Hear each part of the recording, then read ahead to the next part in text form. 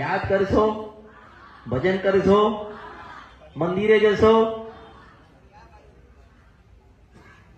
ચોટીલા વાળી શ્રાવણ માતા તમારી કુળદેવી હોય ને, જો ચોટીલા વાળી કુળદેવી શ્રાવણ માતા તમારી માતા હોય તો હું એવો પ્રશ્ન કરીશ, ચોટીલા બેઠેલી માતા તમારી હતી તો એ ઘરે હું કરવા બેહી, અને ઘરે બેઠી છે તો ચોટીલા બેઠી એ કોણ?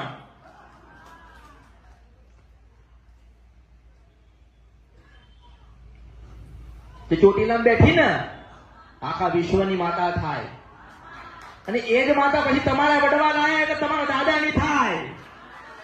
એટલે કે છે તેઓ તમારા દાદાની, તમારા વડવાની, તમારા બાપની હું માતા છું. કારણ કે એ લાયા, એને ભક્તિ કરી, એને તપ કર્યું. પણ એવી ભક્તિ વાળા માણસો અત્યારે રહ્યા.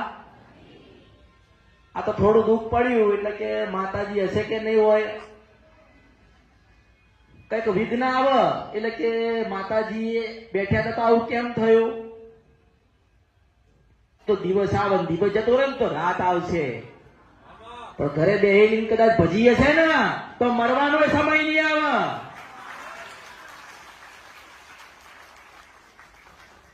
માતા તમારા દીકરી દીકરા પરણાવવા નહીં આવે.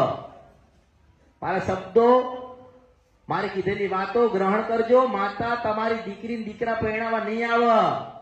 પણ કદાચ પહેલા એવું કીધું હશે સવારમાં ઉઠે કે માં દીકરો દે તો તારો દીવો કરે ને એવો દેજે, માં દીકરી દે તો કોકના ઘરે જઈ, માં કોકના ઘરે જઈ આબરૂ વધારે માં તારી એવી દીકરી દેજે.